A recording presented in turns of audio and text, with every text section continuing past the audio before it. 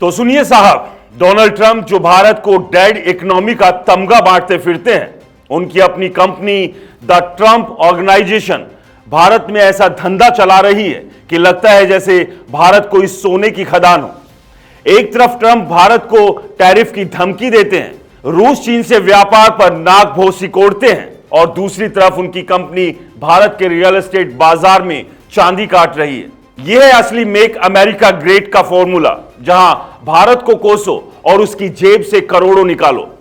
जब से ट्रंप पहली बार 2017 में अमेरिका के राष्ट्रपति बने, उनकी कंपनी का भारत में रियल एस्टेट कारोबार 3 गुना बढ़ गया। द इंडियन एक्सप्रेस की एक रिपोर्ट बताती है कि मुंबई, पुणे, कोलकाता और गुरुग्राम में 7 प्रोजेक्ट से द ट्रंप ऑर्गेनाइजेशन ने 175 करोड़ रुपए की कमाई की। और अब 5 नवंबर 2024 को दूसरी बार राष्ट्रपति बनने के बाद ट्रंप की कंपनी ने अपने भारतीय पार्टनर ट्रिबैको डेवलपर्स के साथ मिलकर गुरुग्राम, पुणे, हैदराबाद, मुंबई, नोएडा और बेंगलुरु में 6 नए प्रोजेक्ट शुरू किए।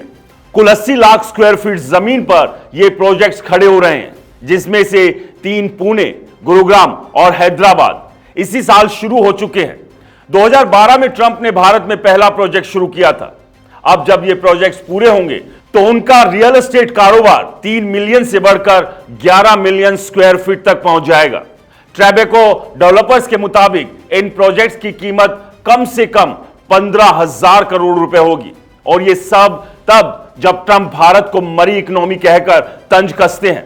वाह क्या बात है! मजे की बात यह है कि द ट्रंप ऑर्गेनाइजेशन भारत में एक पैसा भी निवेश नहीं करती, बस अपना ट्रंप नाम बेचती है और बदले में लाइसेंस फीस का 3 से 5% प्रोजेक्ट की बिक्री का हिस्सा लेती है।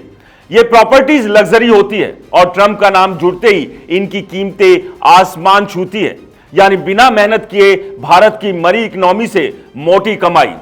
भारत में ट्रंप के प्रोजेक्ट्स को Reliance industries, Mukesh Ambani, Lodha group, M3M group, Panchsheel reality, IRA infra और यूनिमार्क जैसी कंपनियां चला रही है। द इंडियन एक्सप्रेस की रिपोर्ट के मुताबिक जब उन्होंने द ट्रंप ऑर्गेनाइजेशन से जवाब मांगा, लेकिन सब खामोश। सिर्फ लोढ़ा ग्रुप ने कहा कि वो फिलहाल कोई ट्रंप ब्रांडेड प्रोजेक्ट नहीं कर रहा। 2024 में द ट्रंप ऑर्गेनाइजेशन ने भारत में $12 मिलियन यानी लगभग 100 करोड़ रुपए कमाए। इनमें से $10 million Reliance for IR reality से डेवलपमेंट फीस के तौर पर मिले, और बाकी $2.2 मिलियन ट्रिबैको, M3M, लोढ़ा, यूनिमार्क और RDB ग्रुप ने गुरुग्राम, मुंबई और कोलकाता की प्रॉपर्टीज के लिए लाइसेंस और रॉयल्टी फीस के रूप में दिए। 2012-2019 के बीच 4 प्रोजेक्ट से कंपनी ने $11.3 मिलियन कमाए। भारत में ट्रंप के 13 प्रोजेक्ट्स हैं जो पूरे हो चुके हैं, 2 होने वाले हैं, 3 शुरुआती चरण में हैं, 3 लॉन्च का इंतजार कर रहे हैं और 2 रुके हुए हैं। एक प्रोजेक्ट रिलायंस फॉर IR का ऐलान बाकी है। द ट्रंप ऑर्गेनाइजेशन को डोनाल्ड ट्रंप ने बनाया था। उनके बेटे डोनाल्ड J. ट्रंप जूनियर और एरिक ट्रंप इसके वाइस प्रेसिडेंट हैं।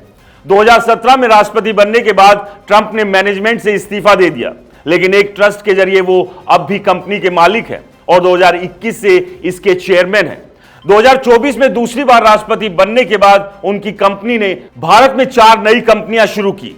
DT marks Noida 94 LLC, DT marks Gurugram 111 LLC, DT marks Gurugram 69 LLC और DT मार्क्स पुणे मुधावा LLC। एक तरफ ट्रंप भारत को डेड इकोनॉमी कहकर तंज कसते हैं, दूसरी तरफ उनकी कंपनी भारत की जिंदा इकोनॉमी से अरबों कमा रही है। यह है वो दोहरा चरित्र जहां बोलो कुछ करो कुछ। भारत को धमकियां दो, लेकिन उसकी जमीन पर अपने ब्रांड का परचम लहराओ।